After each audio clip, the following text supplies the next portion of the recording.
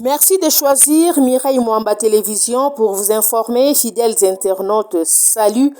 Le prophète Blaise Manzambi au cœur d'un gros scandale. On ne sait plus qu'est-ce qui se passe avec ces hommes de Dieu.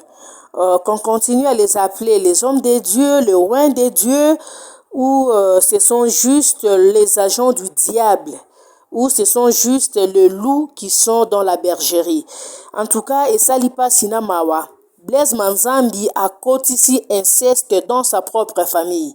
Pour la petite histoire, le prophète Blaise Manzambi azwa musala ya kolala na bana na famille na ye, c'est-à-dire bano bazo benga ye noko, ba nièce na ye, bana ya ba grande sœur na ye, bana ya ba petite sœur na ye, bana ya ba petit frère na ye, bana na ye na kati ya famille, ses propres enfants.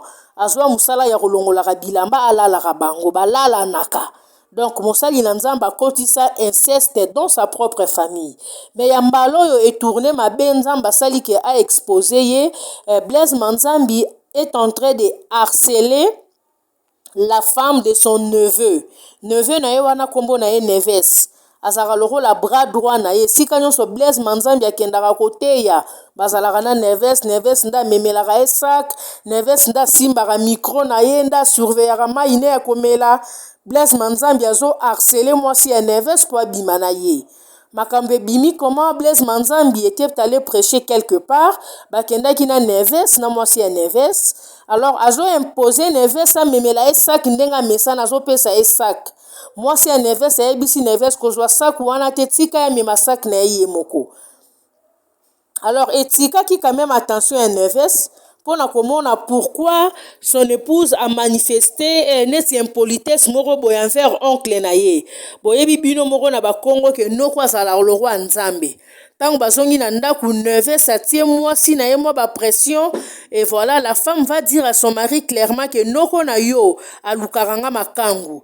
Ti ozomona azopesa o sac bongo na misu nanga, c'est une façon ya koluka ko humilier yo po alobaka nanga déjà que yo za neloko te. Na fongolele makolo akopesa ngai ebele koleka oyo apesaka yo pozwaka mukio ya opesa nga. Aosombelanga mutuka. Donc, alobi tellement makambo ebele ke pesi mobali pasi. Mobali a contacté ba membre a famille na bango mususu bazalaka na Angola, ba yebisi mobali tozoyoka makambo mingi na famille. Meka otuna mwasi na yo bien oyeba, bazo harceler ye kaka to esi balali po Blaise alali na basi ya batu mingi na famille. Tala niveau.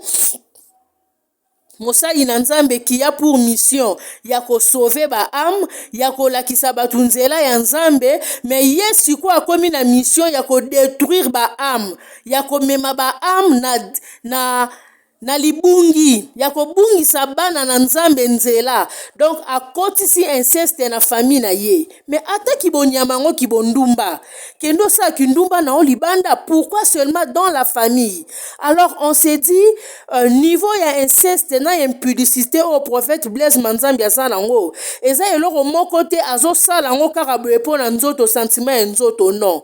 Ou soit arokiozala akoti na occultisme na niveau moko très élevé, eza na ba recommandation oyo ba pesiye. Alors à travers ba recommandation wana, quand il couche na basi ya bana na ye, basi ya bandeko na ye ndenga azolala na bango, eke bango bakena na bandaku na bango balali na mibali na bango o baza ba membre a famille na ye spirituellement ayebi eloko moko azobenda na nzoto ya bandeko na ye. Et on s'est dit, quelqu'un de pareil, doit-on continuer à rebengaye Moussali Nzambe? Non, il n'est pas un homme de Dieu. C'est juste un agent du diable qui est au service de son maître.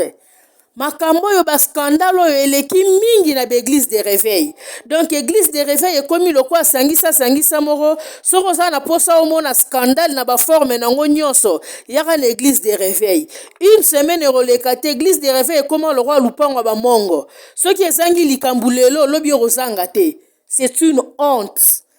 tozo fingisa nzambe ba pasteur église de réveil bozo fingisela biso nzambe eza bien te. En tout cas, j'ai décidé de faire cette vidéo pour nous interpeller ba maman surtout au basambela na kasare man église ya prophète Blaise Manzambi. Bino ba o bozana bana basi na église wana. Bo benga nanu bana na bino botala bana bino. Po muto aza na facilité ya kolala na ba nièce na ye. Na basi ya ba neveu na ye boye dans sa propre famille. Ninye kwa mpeshe ya sala ngona na batu misusu wa libanda.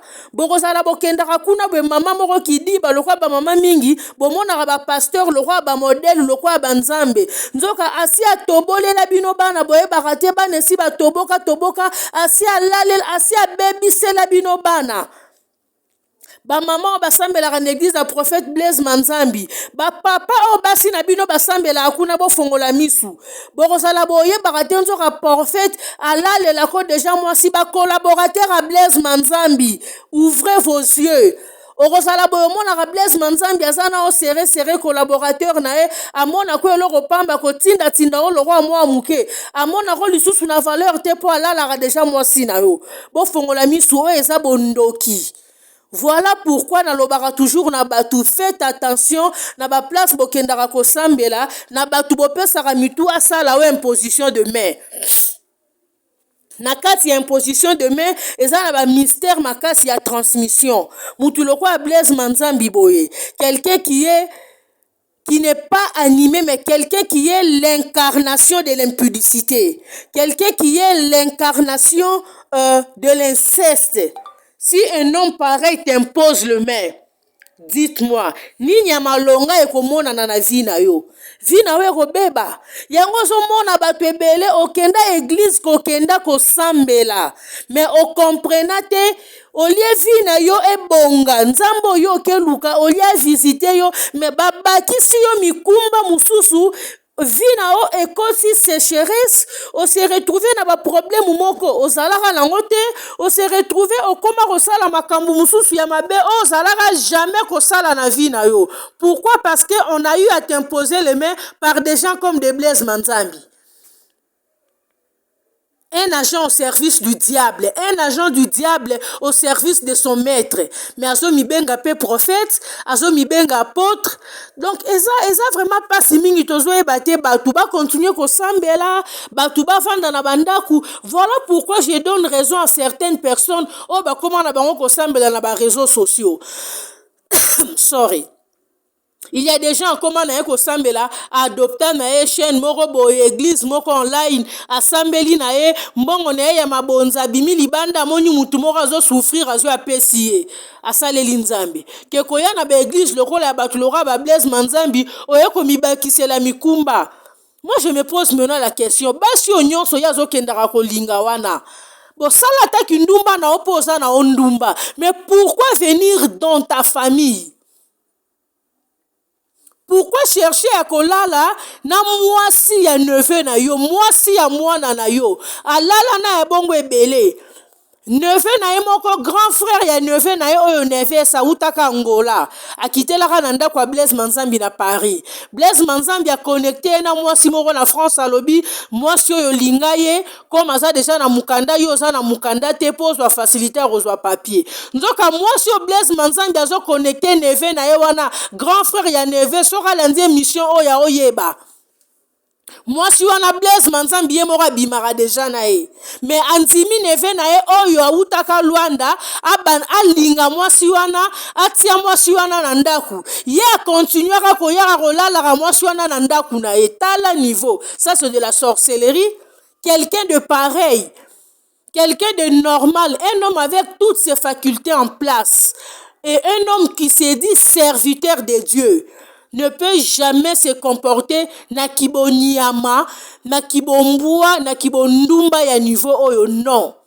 Oyo eza eloko normal se. Oyo eza bondoki. Eza ke Blaise Manzambi akoti na babiloko moko boye, alors oyo ezo senga e asala inceste na famille na e po azwa puissance.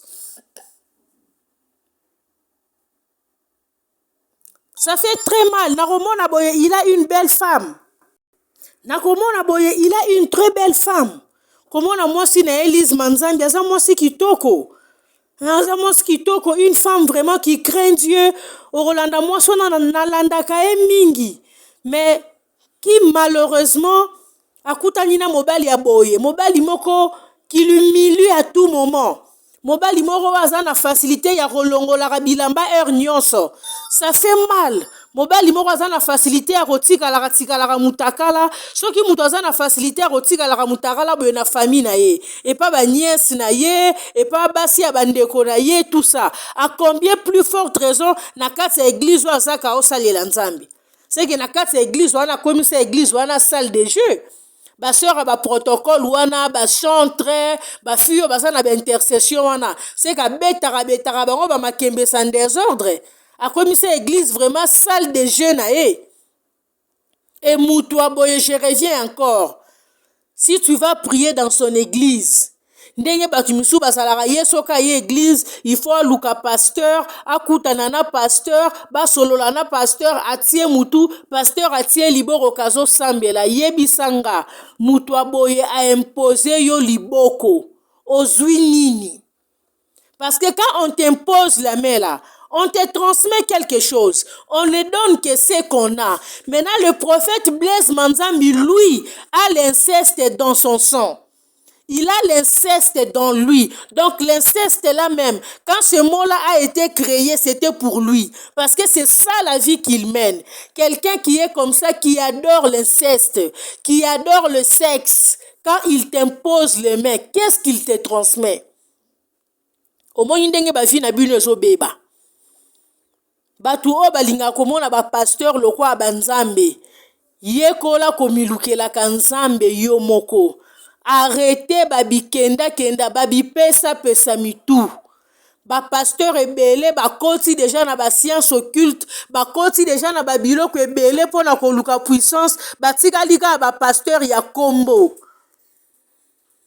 batikalika ba pasteur ya kombo batikalika ba pasteur ya munoko mais en réalité bonzambe ezalaka lisusu te nzambe kutu ayebi bango ata lisusu te ke pasteur moko boye un certain Blaise Manzambi moko azalaka quelque part. Pourquoi po kofingisa kombo nzambe eleki? En tout cas le prophète Blaise Manzambi na reconseiller yo monsieur Blaise Manzambi luka nanu elongi ya nzambe zwa nanu makambo ya koteya zwa nanu makambo ya kotelema na chair tia yango pembeni kende nanu kokota na profondeur ya vie na yo moko. Va d'abord chercher la délivrance pour ta propre vie. Kende nanu kotuna nzambe ekobo nga naza nango oyo ezotindanga kaka nakweyaka na ekobo non seulement kokweya na ekobo me nakotisa inceste na famille na ngai nalalaka na baniese na nga nalalaka na basi ya bandeko na nga nzambe eloko ezosala nga yo Seigneur délivre-moi luka nzambe de tout ton cœur. Le Seigneur va t'assister, le Seigneur va te délivrer parce que il n'y a aucune situation oyo ezalaka makasi zwa kaka volonté zwa kaka décision ya koluka nzambe lakisa vraiment nzambe ke tu ne veux plus que cette situation continue. Si vraiment oyo ezosalamela yo eza na pratique moko te occulte oyo oke kokota oyo ezotinda yo sala yango, si c'est quelque chose qui t'arrive comme ça ozoyeba te pourquoi tu n'as pas de la maîtrise envers bana basi dans ta propre famille, cherche Dieu. Blaise Manzambi luka nzambe nzamba kangola yo po eza soni ozofingisa nzambe yango ezopesa kaka batu nzela baloba ba pasteurs ce sont des impudiques, ba pasteurs ce sont des aventuriers, les pasteurs ce sont des escrocs, eza na ba comportement ya boye potokoloba teke bakoseli yo po souvent ezala kaka je sais quand mon émission va passer nazwaka ba coup de fil et maman Mireille pourquoi et maman Mireille pourquoi vous êtes là seulement pour dire la Bible dit ne touchez pas à mes ouins verset au bokanga lokwa wana ezate. Donc vous avez l'habitude de vous prostituer, commettre l'inceste dans vos familles, coucher avec vos nièces, coucher avec vos belles-sœurs, et quand ça sort comme ça, qu'on ne dénonce pas, parce que vous êtes les ouins, les nani, ceux qui les ouins de Dieu. Vous n'êtes pas le loin de Dieu. Quelqu'un qui se comporte de la sorte, osa même pas loin. Tu es loin. Parce qu'un enfant de Dieu qui a reçu le Seigneur Jésus-Christ comme son Seigneur et Sauveur, on ne peut pas retrouver l'impudicité, l'inceste na kati na ye. Non. Orote ya batu nini? Yango na ba église na bino mateya ekomaka ya prospérité. Mateya ekomaka ya comment recevoir des millions. Mateya ekomaka ya comment la prophétie, comment. Mais kolakisa batu ke abandonner les péchés, abandonner l'impudicité, les impudiques, les ivrognes. Tous ceux-là qui commettent l'inceste n'hériteront pas le royaume des cieux. Mateya on est église na bino ezalaka lisuute. Parce que yo moko pasteur omiyebi ke oza ekobiste numéro 0. Yango moyo te ya mateya ya ekobo ezate po conscience na yo erolobela yo moko ke yo zote ya ekobo mais lobi olalaki na nièce na yo. Eza mabe. C'est la sorcellerie.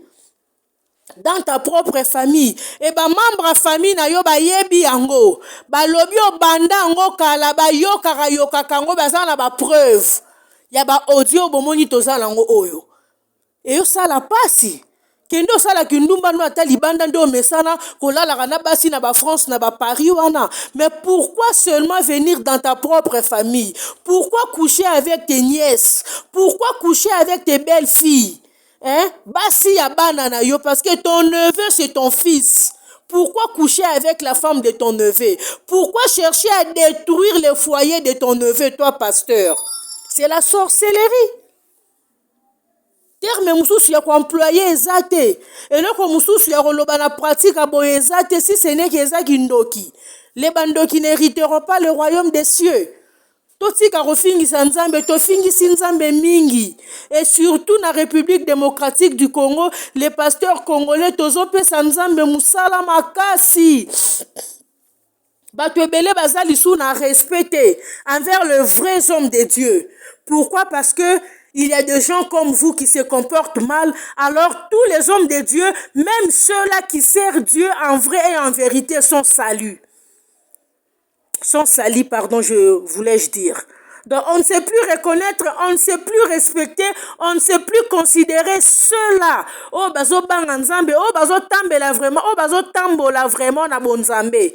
Moi ba respecter bango, moi ba considérer bango, moi ba reconnaître bango. Exact, parce que il y a les gens comme les Blaise Manzambi qui sont là en train de coucher avec les femmes d'autrui, en train de coucher avec les filles d'autrui, en train de coucher avec ses propres nièces, en train de coucher avec ses propres belles-sœurs, en train de détruire les foyers de ses frères et de ses neveux. Mais non, mais ça c'est plus qu'un païen. Et dans tout ça, vous ne voulez pas que nous puissions dénoncer. Et dans tout ça, au tikalika kane étiquette sinon ya ki prophète ou ala ba omibambi. Yango na lobara souvent si vous voyez, basali na nzambo bomona ba jeune serviteur balingi ba pasteur alingi makambo peigner makiki mingi alingi ba fashion pembe teinture ezalaka likolo mingi bala ba ekobiste ekobo eza tellement na nzoto ke azoluka azalaka toujours fashion po mona moyen okweyisaka ba sœur siko osalaka ba dégâts na famille na yo dans ton église. Maintenant qu'est-ce qui se passe na kati ya église na yo? Osala nini? Église wana okomisa ngo salle de jeu. Pour ceux qui mwano yo mwano za na ye na kati ya famille na yo, mwano azobengo noko, mwano azobengo papa leki, mwasi azobenga onoko, mwasi ya neveu na yo, o hésité te kolongola bilamba epa na ye. À combien plus forte raison jeune sœur normale oya ye na ye église qui n'est pas de ta famille? C'est que bana basi église à Kasare mano wana o sasa bango en désordre. Basi yo baza na église wana oyo esprit faible o la bango mibali yo basi na bino basambela ke pa prophète Blaise Manzambi bo fongola misu boloba te ke tolobaki te. Oromona déjà be prophète prophète na yo oyo Blaise Manzambi alalelako déjà mwasi yango mwasi azalaka kaka kole serré na bureau ya pasteur ya asalaka mosala kaka na bureau ya pasteur ya apangusaka kaka cher pasteur apesa ye responsabilité nyonso wana dans le but ya kozalaka na ye kaka pembeni yo mobali ozalaka na temps ya komonaka mwasi na yo mingi na ndako te. La femme passe toute la journée na mosala moko ezanga mutuna makolo prophète apesa ye na église. Or na église wana bureau eza wana mbetu moko eza wana pa atumbaka bango mbeka wana bofongola misu kindoki eza lisu ya kaka te keno mutu azala liaka batu te oyo esalami oyo eza kindoki eso makambo ya boye ebimi nzambe amoni ke mabe eleki nzambe abimisi yo na mpwasa. Blaise Manzambi zongela nzambe ya solo répands-toi et bana basi oyo lali na bango na famille na yo wana.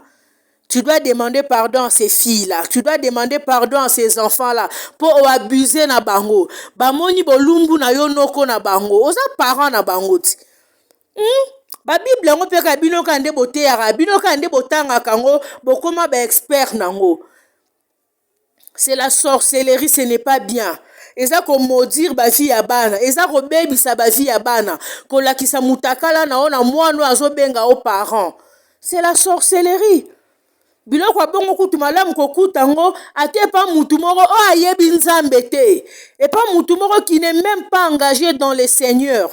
Mais ça fait mal soki biloko ngo bazo kuta ngo na mutu yaza na ba responsabilité, non seulement qui aza fidèle moko responsable dans l'église, mais quelqu'un qui est à la tête.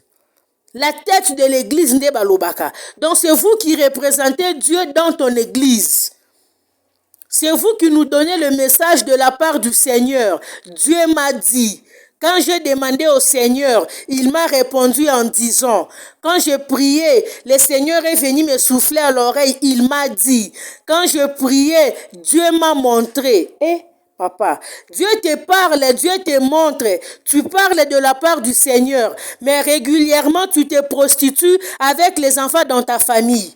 Régulièrement tu te prostitues avec tes nièces. Régulièrement tu te prostitues avec tes belles-filles. Ça c'est la sorcellerie. Message aux Wakawana, Blaise Manzambi ou Taraipan Zambete. Eza neloro mususu.